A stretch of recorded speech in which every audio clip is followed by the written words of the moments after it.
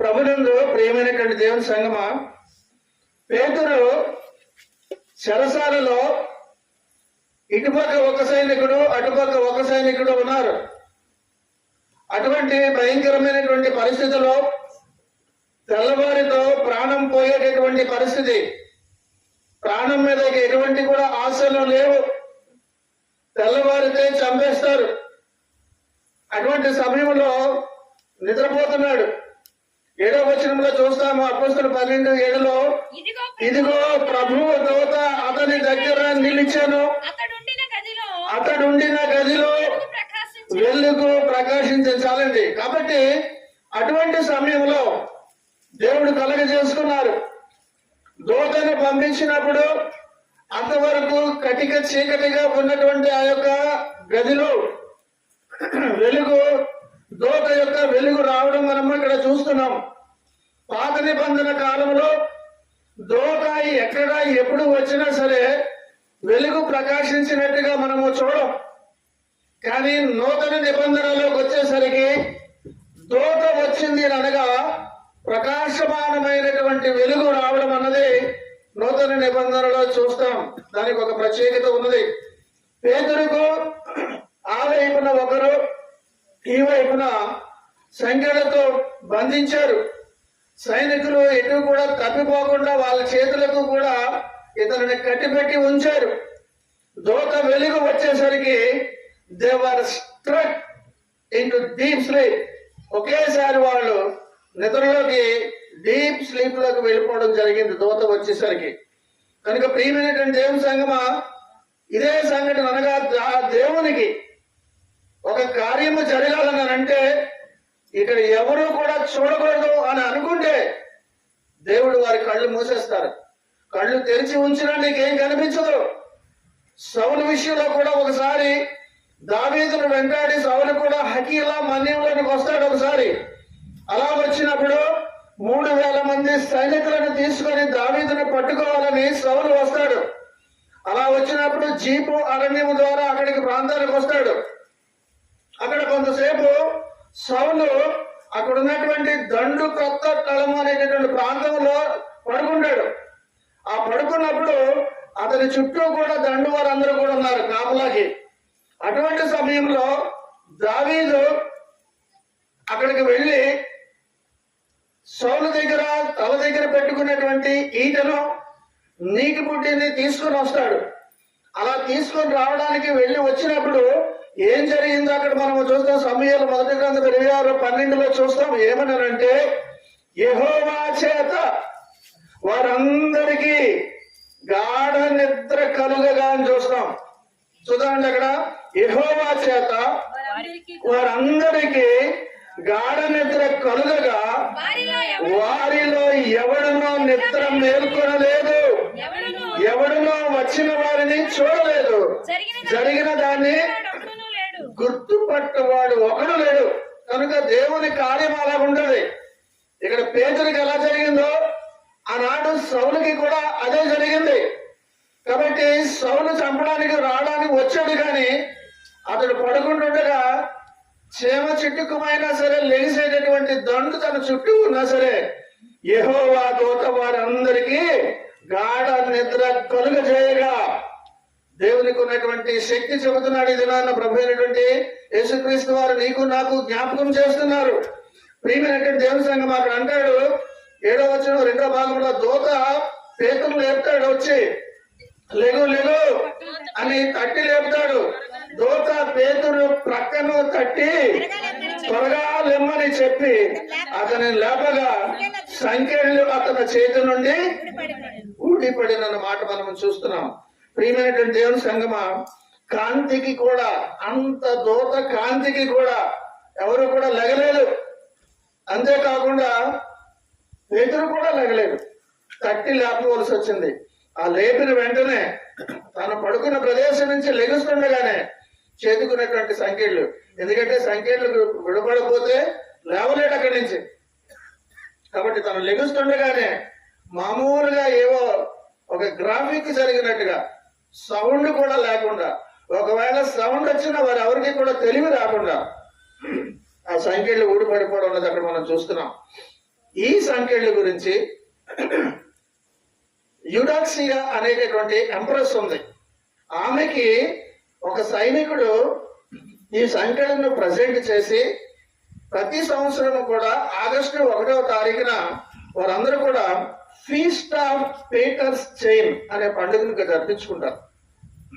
ఇప్పటికీ కూడా దేశాల్లో కొన్ని దేశాల్లో ఆగస్టు 1 ఇది చేస్తారు. కారణం ఏంటంటే పేతురు తాలూకా సంఖ్యలు ఎలాగైతే విడిపించబడి బయటికి బంధకాల నుంచి బయటికి వచ్చాడో ఈ లోకము కూడా ఒక దినాన్న బంధకాల నుంచి బయటికి రావడం అన్న గురించి లేదా పాపం అనేటటువంటి బంధకాల నుంచి బయటికి రావడం అనే దానికి సాదృశ్యముగా జ్ఞాపకార్థంగా ఆ యొక్క ఫీస్ట్ ఆఫ్ పీటర్స్ చైన్స్ అన్నది కొన్ని ప్రాంతాల్లో జరుపుకుంటున్నారు ఈనాటికి కూడా. కనుక ప్రియమైనటువంటి దేవుని సంగమా, ఈ యొక్క పస్కా పండుగ నాడు వారందరూ కూడా ఈ సమయంలోనే జరుపుకుంటారు ఈ యొక్క పండుగని.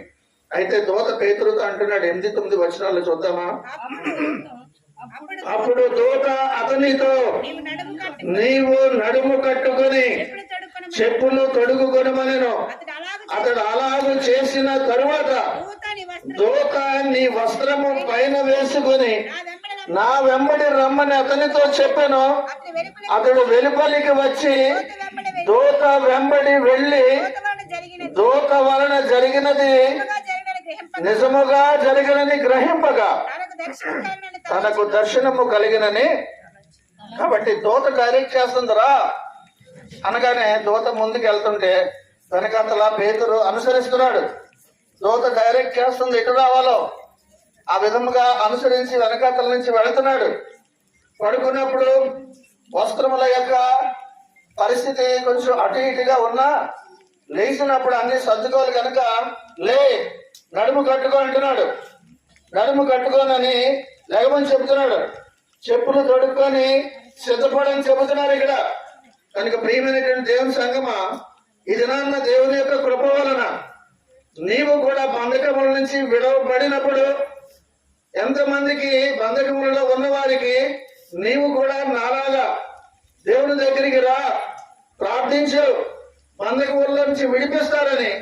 బంధకముల నుంచి విడిపించబడినటువంటి నీవు కూడా ఎంతమందికి చెప్పవని కూడా ఒకసారి ఆలోచించాలి.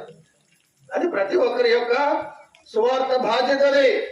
కనుక ప్రియమైనటువంటి దేవుని సంగమా, అలా విడిపించబడినటువంటి పేదలు ఎంతో ధైర్యముగా నవ్వుతూ స్వాగతం చెప్తున్నట్టుగా ముందున వెళుతుంటే దూత వెనకాతల చక్కగా ఎస్కార్ట్ లా వెళ్తున్నట్టుగా ముందుకి వెళ్తుంటే వెనకాతల అనుసరిస్తున్నాడు.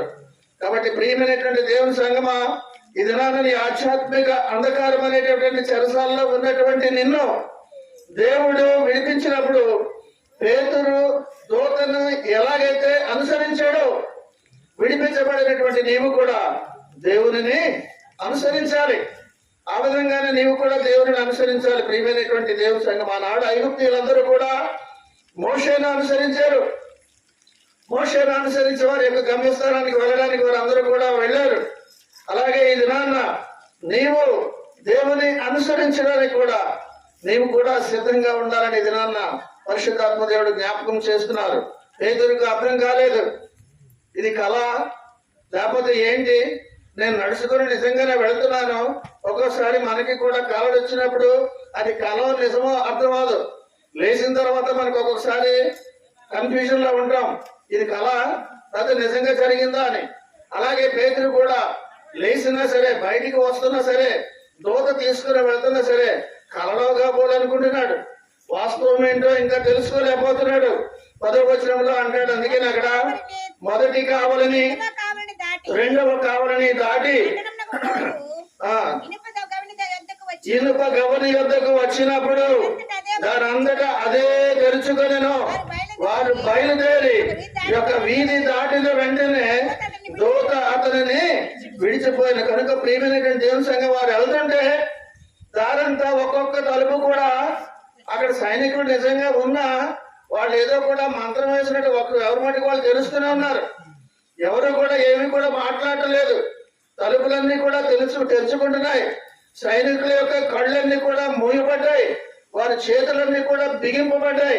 ఎవరు కూడా ఏ యొక్క ప్రయోగము గాని వారి యొక్క ఏమీ చేయకుండా కనుక మొదటి ద్వారము, రెండవ ద్వారం అనగా మొదటి గౌరి రెండవ గౌరి అలా దాటుకుంటూ అలా బయటకు వచ్చారు. ఆఖరికి అతి పెద్ద తలుపైనటువంటిది అనగా దాన్ని దాటుకొని లోపల నుంచి ఎవడు బయటికి వెళ్ళలేడు, బయట నుంచి ఎవరు లోపలికి రాలేనటువంటి ఒక పెద్ద తలుపు, ఇనుప తలుపు దగ్గరికి వచ్చారు వాళ్ళు. అక్కడికి వచ్చిన తర్వాత ఎలా జరిగిందని అంటే, ఆనాడు ఫరో వీళ్ళందరినీ కూడా ఇశ్రాయేల్ని వెంట తరిమినప్పుడు ముందు సముద్రం వచ్చి వెనకాతలేమో ఫరో సైన్యం ఉండి మధ్యలోనేమో ఇజ్రాయెల్ ఉంటే ఎలాగైతే పరిస్థితి వచ్చిందో అటువంటి పరిస్థితిలో దేవుడు ఏ విధంగా అయితే కలగ చేసుకుని ఎర్ర సముద్రాన్ని విడదీశారో ఆ యొక్క ఇనుప గవర్నమెంట్ పెద్ద గేటుని కూడా సరిగ్గా అదే సమయానికి అలాగే ఎర్ర సముద్రము తెరుచుకున్నట్టుగా అది కూడా తెరుచుకుంది. అందుకని అంటాడు యెషయా గ్రంథం ఉందాక మనం చూసాం 45వ అధ్యాయము 1-2 వచనాలే చూద్దాము.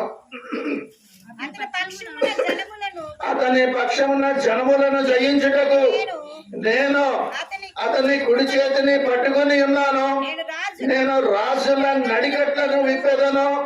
ద్వారములు అతని ఎదుట వేయబడకుండా తలుపులు తీసేదనని యెహోవా తాను అభిషేకించిన కోరెషు గురించి సెలవిస్తున్నాడు. నేను నీకు ముందుగా పోవచ్చు, మెట్టగానున్న స్థలములను సరాడము చేసేదను, ఇత్తడి తలుపులను పగలగొట్టదను, ఇనుప గడియలను ఈ దినాన నీకు అంటున్నారు. నీకు అడ్డుగా ఉన్నటువంటి నీ ఆధ్యాత్మికమైనటువంటి జీవితానికి అడ్డుగా ఉన్నటువంటి ఆ యొక్క ఇనుప తలుపులను విరగొడతానంటున్నారు. ఆ యొక్క గడియలను విరగొడతానని తెలియజేస్తున్నారు. ప్రియమైనటువంటి దేవుని సంఘం, ఆ పేతురు విషయంలో కూడా అదే జరిగింది. దేవుడిచ్చినటువంటి వాగ్దానము ఎవరి పట్ల నెరవేరుతుందనంటే వాగ్దానాన్ని నమ్మిన వారు. వాగ్దానాలు ఇదంతా కూడా పేతురు గురించే, మా గురించి కాదని నువ్వు అనుకుంటే వాక్యం వలన బైబిల్ వలన నీకు ఎప్పుడూ ప్రయోజనం ఉండదు. కానీ వాక్యాన్ని నువ్వు నమ్మితే, వాగ్దానాల్ని నువ్వు నమ్మితే, ఆ వాగ్దానము కోరెషు గురించి చెప్పిన, పేతురు గురించి చెప్పిన విశ్వాసంతో నా జీవితంలో కూడా దేవా ఈ వాగ్దానాన్ని నెరవేర్చు అని నువ్వు ప్రార్థన చేస్తే ఆధ్యాత్మికమైనటువంటి జీవిత విషయంలో అంధకారంలో మరగిపోతున్నటువంటి నిన్ను బయటికి తీసుకురావడానికి, అది భయంకరమైనటువంటి ఇనుప గడియలైనా ఇతడి తలుపులైనా దేనైనా సరైనా విరగొడతానని దేవునికి వాక్యం ఈ దినాన్ని నీకు భరోసా ఇస్తున్నారు. కనుక ప్రియమైనటువంటి దేవుని సంగమా, పేతురు కొరకు ఇలాగా గైట్లన్నీ కూడా తెరవబడ్డాయి, కానీ ఎవరు కూడా అడ్డుకోలేదు. దేవుడు కల్పించుకుంటే ఈ విధంగానే ఇత్తడి తలుపులైనా సరే ఆయన విరగొట్టగలరు, దేన్నైనా సరే ఇనుప గడియలైనా ఆయన ఛేదించుకుని రాగలరని పేతురుని బయటికి వస్తున్నప్పుడు జరిగినటువంటి పరిణామమే అందుకు తార్కాణం. కనుక ప్రియమైనటువంటి దేవుని సంగమా, దేవుడే కనికరిస్తే నీ విషయంలో, దేవుడే కనికరిస్తే నీకు కన్నీరు ఎందుకు వస్తుంది? కాబట్టి దేవుని యొక్క కనికరము కొరకు నువ్వు కనిపెట్టడం నేర్చుకో. ప్రార్థనలో నువ్వు నమ్మి కనిపెడితే ఆయన నీకు కన్నీరు కూడా రానివ్వరని దినాన్న దేవుడు మనకి తెలియజేస్తున్నారు. ప్రియమైనటువంటి దేవుని సంగమా, ఈ యొక్క చెరసాల నుంచి ఎలా విడిపించారో నిన్ను నన్ను కూడా అలాగే విడిపించడానికి ప్రభు అయినటువంటి యేసుక్రీస్తు వారు నిత్యము సిద్ధంగా ఉన్నారు. నువ్వు అడగడమే కరువై. జకరియా గ్రంథంలో 9వ అధ్యాయంలో 11వ వచనంలో ఒక చక్కటి మాట ఉంటుంది, చూద్దామా? జకరియా 9:11. మరియు నీవు చేసిన నిబంధన రక్తమును బట్టి తాము పడిన నీరు లేని గోతుల నుండి చెరపట్టబడిన నీ వారిని నేను. కనుక ప్రియమైనటువంటి దేవుని సంగమం, నేను నన్ను ఎందుకు విడిపిస్తున్నారనంటే నిబంధన రక్తమును బట్టి, నిబంధన రక్తమును బట్టి నిన్ను నన్ను విడిపిస్తానని తెలియజేస్తున్నారు. అలాగే బంధకాల్లో ఉన్నటువంటి ఆత్మలను, ఏ బంధకాలనైతే నీ ఆత్మ నశించిపోయేటటువంటి స్థితిలో ఉందో వాటిని ఆయన దినాన్ని అంటున్నారు, నిబంధన రక్తమును బట్టి నేను విడిపిస్తానని దినాన్ని దేవుడు మనకి తెలియజేస్తున్నారు. ప్రియమైనటువంటి దేవుని సంగమా, ఈ దినాన్న ఆయన యొక్క కృపని పేతురుని విడిపించడానికి వచ్చినటువంటి దూతతో పోలుస్తూ నీతో పరిశుద్ధాత్మ దేవుడు అంటున్నారు, నీ దగ్గర కృప అనేటటువంటి దూతని ఆయన చెరసాలలో ఉన్నటువంటి పాపము అనేటటువంటి చెరసాలలో ఉన్నటువంటి నీ దగ్గరికి ఆయన కృప అనే దూతను నీ దగ్గరికి దినాన్ని పంపిస్తున్నారు. నీకు అర్థమయ్యేలాగా వెలుగు నీకు ప్రకాశింపజేసి, అనగా వాక్యమైనటువంటి వెలుగు నీ వైపు ప్రకాశింపజేసి, ఈ యొక్క వాక్యము ద్వారా ఆయన అంటున్నారు, నీలో తిష్ట వేసినటువంటి పాపాన్ని, నీలో తిష్ట వేసినటువంటి ఆ పాపాన్ని బయటికి తీయడానికి నీ మనస్సాక్షిని ఆయన తట్టి లేపుతున్నారు, పేతురుని లేపినట్టుగా. ప్రియమైనటువంటి దేవుని సంగమా, ఇది నాన్న ఏ బంధకములో నువ్వు ఉన్నావో, ఏ ఆలోచనలో అయితే నువ్వు ఉన్నావో, దేని నుంచి అయితే ఇక నేను బయటికి రాలేనటువంటి పరిస్థితి నా జీవితము అని అనుకొని నువ్వు ఉండినావో, ఇది నాన్న దేవుడు అంటున్నారు, నేను నిన్ను బంధకాల్లోంచి విడిపిస్తానంటున్నారు.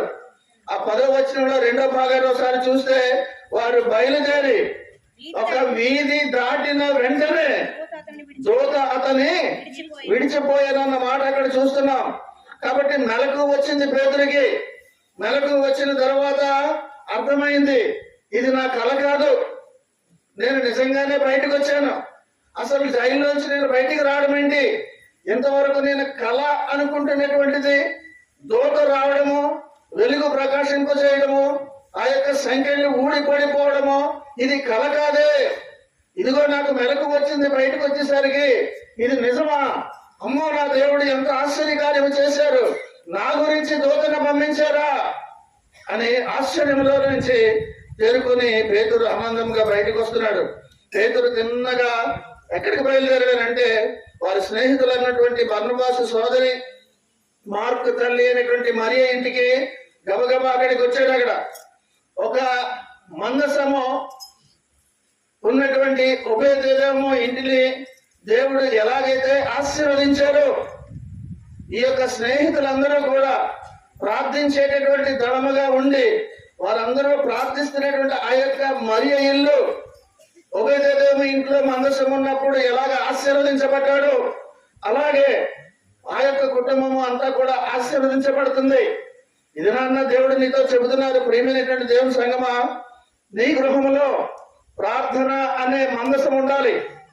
అప్పుడు ఉభయదేవము ఇంటిని ఎలాగైతే దేవుడు ఆశీర్వదించారో, ప్రార్థన అనే మందసము నీ ఇంట్లో ఉంటే, నీ వ్యక్తిగత జీవితంలో, నీ గుండెల్లో ఉంటే, ఆయన అంటున్నారు, ఉభయదేవము ఆశీర్వదించబడినట్టుగా నీ కుటుంబము, నీవు కూడా ఆశీర్వదించబడతావు అనే దినాన్న పరిశుద్ధాత్మ దేవుడు మనకి తెలియజేస్తున్నారు. కనుక ఏ గృహములో అయితే కుటుంబ ప్రార్థన ఉండదో ఆ కుటుంబములో మందసము ఉన్నట్టు, ఏ కుటుంబంలో అయితే ఆ మందసం ఉండదో, ప్రార్థన అనే మందసం ఉండదో, ఆ కుటుంబము ఆశీర్వదించబడుతుంది. కాబట్టి నీ యొక్క గుండెల్లో ప్రార్థన ఉంటే మందసం ఉన్నట్టే. ఎక్కడికి వెళ్ళినా నీకు విజయమే. అది తీసేసినప్పుడు నీకు విజయం పోతుంది. కనుక ప్రియమైనటువంటి దేవుని సంగమా, ప్రార్థన మన జీవితాల్లో, గృహంలో కూడా అంతే అవసరమని దినాన్న పరిశుద్ధాత్మ దేవుడు నీకు తెలియజేస్తున్నారు. ప్రియమైనటువంటి దేవుని సంగమా, పేతురు ఆ మార్కు తల్లి అయినటువంటి ఆ యొక్క మరియా ఇంటికి వచ్చేసరికి వాళ్ళందరూ కూడా అనేకులు కూడి ఏం చేస్తున్నారండి? పడుకున్నారా? ప్రార్థన చేస్తున్నారు. అనేక వారందరూ కూర్చుని they were praying at the dead time of the night. అర్ధరాత్రి వారందరూ పడుకోవడం మానేసి ప్రార్థన చేస్తున్నారు. అర్ధరాత్రి వాళ్ళు. ప్రియమైనటువంటి దేవుని సంగమా, వారు ప్రార్థన చేస్తున్నారు అని అంటే ఒకంత ఆశ్చర్యం రాక తప్పదు. ఎందుకనంటే తెల్లవారితే పేతురు బ్రతుకు తెల్లవారిపోతుంది. తెల్లవారితే తనని చంపేస్తారు అని వీళ్ళకి తెలిసిన అర్ధరాత్రి అయినా ప్రార్థన చేస్తూనే ఉన్నారు. అది విశ్వాసం అంటే. కనుక ప్రియమైనటువంటి దేవుని సంగమా, తెల్లవారిపోద్ది, యాకోబు చచ్చిపోయాడు, పేతురుని చంపేస్తారు, ఇక ఎందుకన్నా మనకు ప్రార్థన, వెళ్ళిపోండి ఎవరింటి కాళ్ళు అని అనలేదే. అర్ధరాత్రి అయినా విడిపించబడి వాళ్ళ ఇంటికి పేతురు వచ్చేంత వరకు కూడా ప్రార్థన చేస్తున్నారు. కార్యము నీలో జరిగి నీ గుమ్మములో నుంచి నీ కుటుంబంలోనికి, నీ యొక్క వ్యక్తిగత జీవితంలోనికి కార్యము జరిగి నెరవేరే వరకు కూడా ప్రార్థన చేయాలి. తర్వాత కూడా కృతజ్ఞత ప్రార్థన చేయాలి. అలాగే పేతురు వచ్చి తట్టుతున్నప్పుడు కూడా వారందరూ ఆ టైంకి ప్రార్థన ఇంకా చేస్తూనే ఉన్నారు. ప్రియమైనటువంటి దేవుని యొక్క సంగమా, ఈ దినాన నీతో కూడా అందుకే అంటున్నారు, నీ జీవితము తెల్లవారితే ఇంక నాకు ఏమీ లేదు, నా జీవితం అయిపోయింది, ఇక నేను అన్ని ప్రయత్నాలు చేశాను, ఇక నాకు ఏ ఉద్యోగం రాదు, నాకు పని అయిపోయింది, ఇంకా నా యొక్క ఆరోగ్య విషయంలో కూడా అన్ని ప్రయత్నాలు అయిపోయి ఇక ఈ కట్టి కాలిపోవలసిందే అని ఒకవేళ అనుకుంటున్నటువంటి ఆ సమయంలో కూడా తెల్లవారితే పేతురుని ఎలాగైతే బతికించి బయటికి తీసుకొచ్చారో, వాళ్ళు ప్రార్థన చేస్తున్నారు కనుకనే ప్రార్థనలో ఇంకా ఉంటుండగా ఎలాగైతే కార్యము జరిగిందో, పేతురు విడిపించబడ్డాడో, నీవు కూడా ఎటువంటి సమస్యల్లో ఉన్నా సరే విశ్వాసముతో నువ్వు కూడా నీ గురించి నీవు కుటుంబము కూడా ప్రార్థన చేస్తూ ఉంటే నీ జీవితంలో కూడా కార్యం చూస్తావు. ప్రియమైనటువంటి దేవుని సంగమా, ఈ దినాన్న వారందరూ కూడా ప్రార్థన చేస్తూనే ఉన్నారు. గమనించాలి, పేతురుని కాపాడమని వారు దేవునికి అప్పగించేసి, దేవా నువ్వే కాపాడాలి, నా జీవితంలో ఏమీ లేదు అని వాళ్ళు పడుకోలేదు. చాలా మంది దేవునికి అప్పగించేసి, ఏమా ఏం చేస్తున్నావు అంటే, అంతా ఆయనకి అప్పగించానమ్మా, నువ్వేం చేస్తున్నావు అయితే, అది సంగతి. దేవునికి అప్పగించి వాళ్ళు పడుకోలేదు, ప్రార్థన చేస్తూనే ఉన్నారు. దేవుడి కార్యము కంటిన్యూగా జరగాలని అంటే ప్రార్థన అనేటటువంటి ఇంధనము ఇస్తూ ఉండాలి. అప్పుడే దేవుని యొక్క కార్యం జరుగుతుంది. అనగా నీ యొక్క నిరీక్షణ ఎంత గొప్పదని దేవుడు చూస్తారు. ఈ ప్రార్థన మీద ఆయన ఆధారపడి కాదు. ప్రియమైనటువంటి దేవుని సంగమా, ఇది అందుకే అంటున్నారు, వారందరూ కూడా ఎవరికి పట్టుకు వారి ఇంటికి వెళ్ళి పడుకోలేదు, దేవునికి అప్పగించి ఊరుకోలేదు. యెషయా గ్రంథం 45వ అధ్యాయము 19వ వచనంలో 2వ భాగంలో చాలా చక్కటి మాట ఉంటది. మాయా స్వరూపుడనైనట్టు నన్ను వెదకుడని యాకోబు సంతానముతో నేను చెప్పలేదు. అక్కడ ఫుట్ నోట్ లో మాయా స్వరూపుడనైనట్టు అనగా వ్యర్థముగా అనగా దేవుడిని ఆయన అంటున్నారు, నన్ను వెదకండి, నేను ఎక్కడో దాపట్లేదు. మాయా స్వరూపుడనైనట్టు నన్ను వెదకుడని యాకోబు సంతానానికి నేను చెప్పలేదు. నువ్వు ప్రార్థన ప్రారంభించేసరికి నేను నీ దగ్గరకు ఉంటున్నాను. చాలా మందికి తెలియదు అది.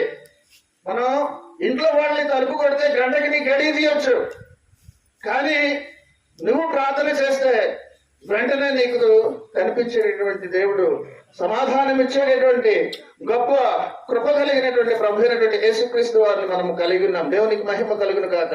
గట్టిగా చెప్పట్లు కొడదాం అందరం కూడా.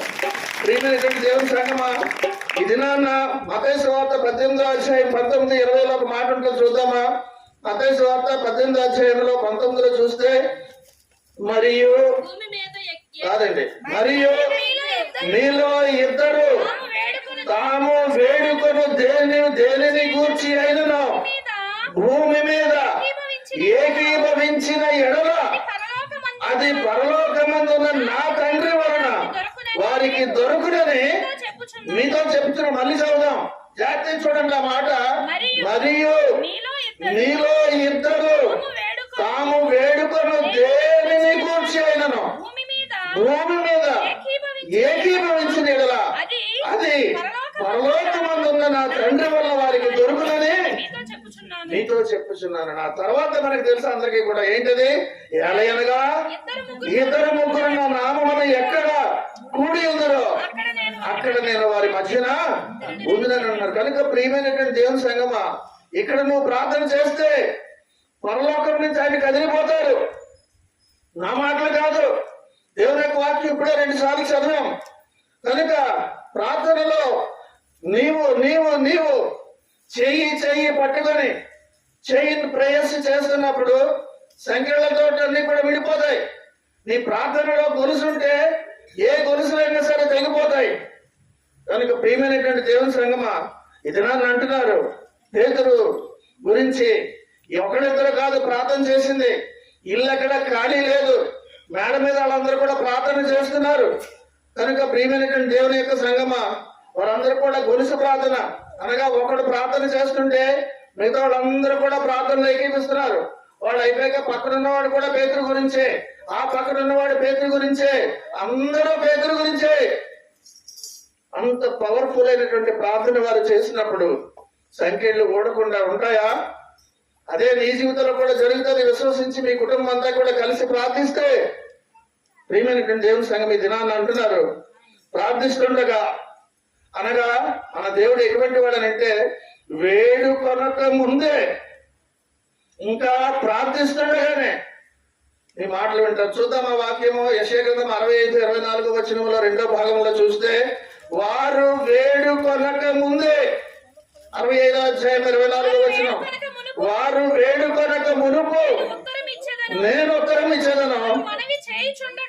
మనవి చేశాక చేయించుండగా, అదే మాట జాగ్రత్తగా, వారు మనవి చేయించుండగానే నేను ఆలకించదని అంటాడు. కనుక ప్రియమైనటువంటి దేవుని సంగమా, నువ్వు ప్రార్థన చేశాక ఒక గంట ఆగాక ఆయన సమాధానం చెప్పరు. ప్రార్థన చేస్తుండగానే ఆ యొక్క మాటను దృష్టిలో పెట్టుకొని నువ్వు ఎప్పుడైనా ప్రార్థన చేస్తే నువ్వు బాధపడవు, చింతించవు, కన్నీరు పెట్టవు. నీ కుమారుడి గురించి నువ్వు ఇక బాధపడవు. నా దేవుడు ప్రార్థన చేస్తుండగానే వింటున్నారు, వినే దేవుడు కనుక నేను ఎందుకు దిగులు పడాలి అనే విశ్వాసం నీలో ఉండాలి. ప్రియమైనటువంటి దేవుని యొక్క సంఘం, ఈ దినాన్న దానియేలు గురించి కూడా ఒకసారి జ్ఞాపకం చేసుకుంటే, ఆ దేశం అంతటి గురించి పట్టుదలగా ప్రార్థన చేస్తున్నాడు. అయ్యో, బంధకాల నుంచి వెళ్ళిపోయారు వాళ్ళందరూ కూడా. వారందరూ కూడా విడిపించబడడానికి ఇర్మియా ద్వారా బయలుపరిచినటువంటి ఇవన్నీ కూడా నెరవేరుతున్నాయి. కనుక ఆయన ఇంకా వాళ్ళందరి గురించి కూడా పట్టుదలగా ప్రార్థన చేస్తున్నాడు. తన పాపాన్ని గురించి, జనుల పాపము గురించి, పవిత్రమైనటువంటి పర్వతము గురించి, వీరందరి గురించి కూడా దానియేలు ప్రార్థన చేస్తున్నాడు. అలా ప్రార్థన చేస్తుండగా దానియేలు 9వ అధ్యాయము 20-21లో చూస్తాం. ఏమనంటే, ఇంకా అలా ప్రార్థన చేస్తుండగానే ఉండగా మొదట నేను దర్శనమందు చూచిన అతి ప్రకాశమానుడైన గబ్రియేలన ఆ మనుష్యుడు సాయంత్రపు బలి అర్పించు సమయమున నాకు కనబడి నన్ను ముట్టెను. దూత వచ్చి ముట్టడం గురించి అక్కడ చూస్తున్నాం. కనుక దానియేలు ప్రార్థన చేస్తున్నప్పుడు గబ్రియేలు దూత వచ్చి ముట్టాడు ఇలాగా. కనుక ప్రియమైనటువంటి దేవుని సంగమా, ఇది నా దేవుడు చెబుతున్నారు, అడుగుడి నీకు ఇయ్యబడును. మనకు అన్నిటికీ అర్థమైనటువంటిది. కానీ అడగం మనం. ఒకవేళ అడిగితే చేసేస్తారేంటి? ఇదే అంత సులువుగా ఇచ్చేసి పనేంటి? ఏదో అందరూ చెప్తున్నారు కదా, నేను అడగాలి. అలా కాదు, నువ్వు అడగడం. నా దేవుడు శక్తి కలిగినటువంటి దేవుడు. ఆయన అడుగుడి మీకు ఇయ్యబడునని చెప్పాడు అంటే ఖచ్చితంగా జరుగుతుందని విశ్వాసంతో అడుగు. అప్పుడు నీ జీవితంలో నెరవేరుతుంది. కనుక అపోస్తుల కార్యాలు 12వ అధ్యాయము 13-16లో ఒక మాట చూస్తాము. అతడు తలవాకిట తలుపు తట్టుచుండగా రోదే అను ఒక చిన్నది ఆలకించుటకు వచ్చాను. ఆమె పేతురు స్వరము గుర్తుపట్టి సంతోషము చేత తలుపు తీయక లోపలికి పరిగెత్తుకుని పోయి పేతురు తలుపు దగ్గర నిలుచున్నాడని తెలిపాను. అందుకు వారు, నీవు పిచ్చిదానివి అది అయితే తాను చెప్పినది నిజమే అని దృఢముగా చెప్పినప్పుడు వారు అతని దూతాన్ని నమ్మిరి. పేతురు ఇంకనూ తట్టుచున్నందున వారు తలుపు తీసి అతనిని చూసి విభ్రాంతి నందిని చూస్తున్నాం. కనుక ఇది నా దేవుడు చెబుతున్నటువంటి మాట. పేతురు అనుకున్నాడు, వీళ్ళు ఎంత పిలిచినా తలుపు తీయట్లేదు, అర్ధరాత్రి కదా పడుకొని ఉన్నారని అనుకుంటున్నాడు. కానీ రోజే ఆనందంలో తలుపు తీయడం మానేసి మేడ మీద వాళ్ళందరి దగ్గరికి పరిగెత్తింది. ఇదిగో పేతురు వచ్చాడు, స్వరం వినాలంటే పిచ్చిదాని నువ్వు.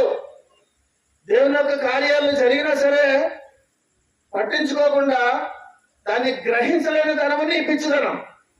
కనుక ప్రియమైనటువంటి దేవుని సంఘం, ఈ దినాన్న ఆమె రోజే స్వరం విన్నది. వారందరికీ కూడా ఆనందంలో ఏం చేయాలో తెలియక వెళ్ళి చెప్పింది. ఇంకా కొందరు అనుకుంటున్నారు, ఒకవేళ అతని దోతేమో అని కూడా అంటున్నారు. అక్కడ వాక్యంలో చూసాం, అతని దోతేమో, అతను కాదేమో, పేతురు కాదేమో అనుకుంటున్నారు. మరికొందరు ఎలా అనుకుంటారు అంటే, మనందరికీ కూడా తెలిసింది, ఆప్తులు ఎవరైనా సరే చనిపోతే జస్ట్ చనిపోయే ముందు కానీ చనిపోయినటువంటి మరుక్షణంలో కానీ వారికి బాగా ఆప్తులకు వచ్చి కనబడి తట్టి లేపడమో, లేదా కళలో కనిపించినట్టుగా జరగడమో ఖచ్చితంగా కొందరికి అనుభవం ఉంది, జరుగుతుంది అలాగా పేతురు తెల్లవారితే చనిపోతాడు కనుక అతడు అలాగా మనకి కనిపించి ఆ విషయం చెబుతున్నాడేమో అని ఇలాగా అనుకుంటున్నారు. కానీ గబగబా వచ్చి అప్పుడు వారు తలుపులు తీశారు. వాళ్ళు తీసి కాబట్టి ఈ దినాన్న దేవుడు మనకి ఏం చెప్తున్నారు అంటే తలుపులు తీసిన వెంటనే వారందరూ చూసి విభ్రాంతి నొంది. కనుక ఎలా వస్తాడు చూసినా సరే ఇంకా ఆశ్చర్యమే. కనుక దేవుని యొక్క దూతలు నీ గురించి నా గురించి ఆయన ఎలాగ మనకి మినిస్టర్ చేస్తాయో హెబ్రీయులు రాసిన పత్రిక 1వ అధ్యాయము 14వ వచనం మనందరికీ తెలిసినటువంటి మాట. చూద్దాము ఒకసారి. వీరందరూ రక్షణయను స్వాస్థ్యము పొందబోవు వారికి పరిచారము చేయటకే పంపబడిన సేవకులైన ఆత్మలు కారా అన్నాడు. కనుక దేవుడు తన దూతలను నీకు అవసరమైనప్పుడు నాకు అవసరమైనప్పుడు విశ్వాసముతో దేవుని మీదే ఆధారపడి ఉంటే దూతలనే నీకు పంపిస్తారు. దూత నువ్వు భయపడతావో లేదా నువ్వు ఆశ్చర్యపోతావేమో కానీ ఆయన ఏమంటాడు, పరిచారం చేసే ఆత్మలు కారా అంటున్నాడు. ఒక సేవకులుగా దూతలనే నీకు నాకు కాపులా పెట్టినటువంటి గొప్ప కరుణ కలిగినటువంటి దేవుడు ప్రొవైడెడ్. నువ్వు విశ్వాసంతో ప్రార్థన చేస్తే, నువ్వు నమ్మితే. కనుక ప్రియమైనటువంటి దేవుని సంగమా, ఒక క్రైస్తవుడుగా క్రైస్తవురాలిగా నీ జీవితము ఆశామాషిగా నువ్వు తీసుకుని ఉండకూడదు. ఆధ్యాత్మికంగా నువ్వు పెరుగుతున్న కొలది, రోజు రోజుకి ప్రార్థనలో వాక్యంలో ఎదుగుతున్న కొలది నీకు రావాల్సినటువంటి స్థిరమైనటువంటి ఆలోచన ఏంటనంటే దేవదూతలే అవసరమైతే నాకు పరిచర్య చేసేటటువంటి సముచితమైనటువంటి ఉన్నతమైన స్థానంలో ఉన్నాను నేను.